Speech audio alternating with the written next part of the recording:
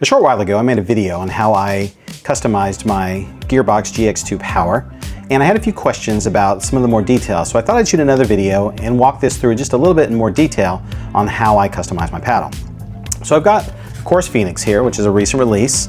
You can pick that up on their website if you want to save a little money. Use my code SSPBC. But this Course Phoenix, and this is stock, and I ran my number stock, but if you don't have the equipment to run swing weight, twist weight, of course, all you have to do is go to most of the company's websites and they'll have that information for you. So stock, this weighed 7.92 ounces, swing weight was 114.6, twist weight 6.7, and a balance point of 240. Now that balance point is a little high for a hybrid paddle, so I'll come back to that. The next thing you need to know about customizing your paddle is going to be what your play style is, what are you looking for in your paddle versus what is the paddle offering you straight up. So if you are a singles player who uses big, strong ground strokes, well then you probably won't mind a high swing weight. Matter of fact, you probably will want that to develop some long, whippy, hard drives. And hand speed at the kitchen may not be as important to you. Whereas if you just play doubles and you play like Hadrian Patrickman, for example, and you're looking for quick flicks and hits and blocks, then you may want something that more focuses on hand speed as opposed to strong drives. However, most people want something in the middle, right? They're looking for some drives, some hand speed there at the kitchen. I'd say that's where my play is, although I tend to lean more towards hand speed at the kitchen. So the next thing I would tell you is you should play your paddle stock first, at least for a few playthroughs, to kind of see how that paddle suits your needs, right? So I played this Course Phoenix stock, and I found that it has great pop, has very good power, and it is very quick. This is light, 7.92 ounces. Obviously, this can handle some weight and some customization. I did feel it just to be just a tad head heavy, so I probably will want to add some handle weight, right, to bring that balance point down, right? Think of a hammer, right? If you swing a hammer normally, that balance point's very high. If you flip that hammer in your hand, that balance point's very low. So if I can bring that balance point down just a little bit, it'll make it where I can swing it a little faster. And then when you add weight, obviously makes a big difference. Weight up high will increase the swing weight, increase the plow through, and probably will increase the power of your drives, but that will bring down hand speed just a little bit. And then if you weight on the sides, right, that's gonna be a little bit more of a, kind of a little bit of both, less impact on the swing weight, but add a little bit of head heavy weight for a little bit more power. And then adding weight down low brings that swing weight, or that sweet spot down lower on the paddle. So that will open that up a little bit more, especially if your paddle's a little bit unstable, where the sweet spot is just their small, or a small sweet spot just there high up on the paddle. So those will bring down low. I would encourage the viewer to see a couple videos. There's one, Pickleball Studios, Chris put one out on where to put your weight, and that's a very good video.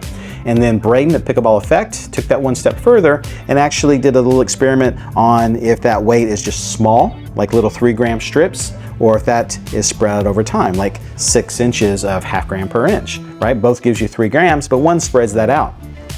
And so that will have impact on swing weight versus the size of the sweet spot and the balance in between.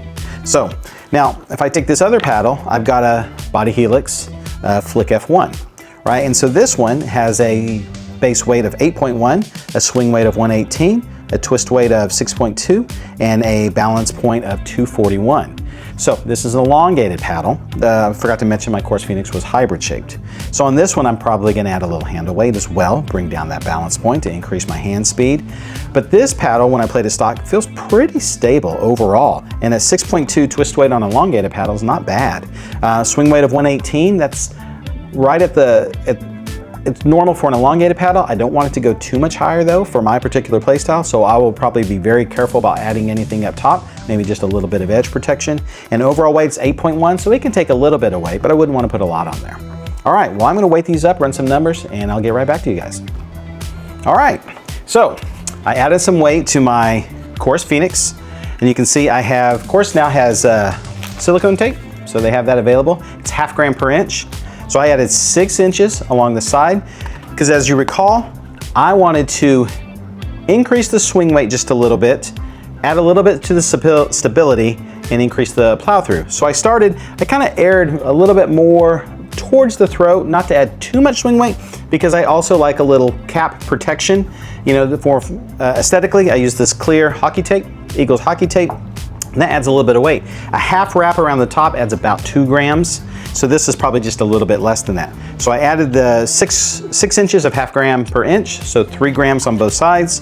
I added a Body overgrip. The stock chorus grip is not quite as tacky as I typically like, so I wanted a little bit more tack. It's kind of this cool hexagonal grip, but I like a little bit more tack, so I added that. And then I put a pickleball effect cap coin, and I think I did a 12 on this. So that brought the stock weight was 7.92. That brought this up to 8.65. And then I added so the swing weight went from 114.6 to 120.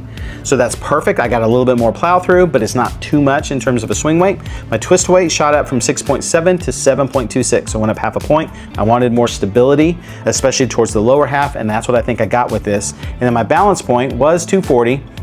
And then this cap coin helped in the overgrip, brought a little handle weight, brought that down to 230. So this sounds like a great setup. Now I'm gonna go out and hit this and see if that's right. But that's a nice setup for me for this paddle. Now my Flik F1, by the way, I forgot to mention, available. I think they sold out. They may have gotten restocked on Body Helix's website. You can save 10%. They use links rather than codes. So if you need a link to get 10% off, that'll bring the price down to, I think it was $190, and it brings the price down to $172, something like that. Just leave me a message in the comments and I'll get you a link to get you a discount.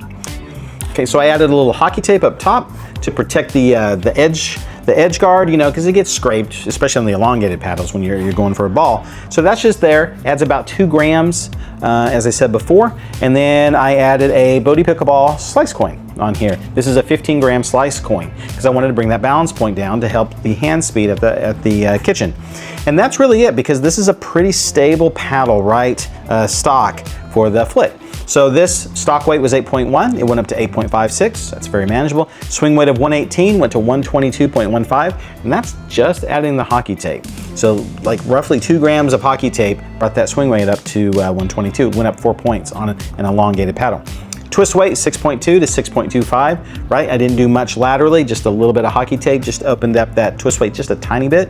And then, but that balance point went from 241 all the way down to 230 as well, adding that slice coin. So this should be a good setup for me. Once again, I'm gonna go out and test that and see what I think. All right, guys, I hope this was helpful to y'all. If you like this, please give me a like, a follow, and a share. Peace.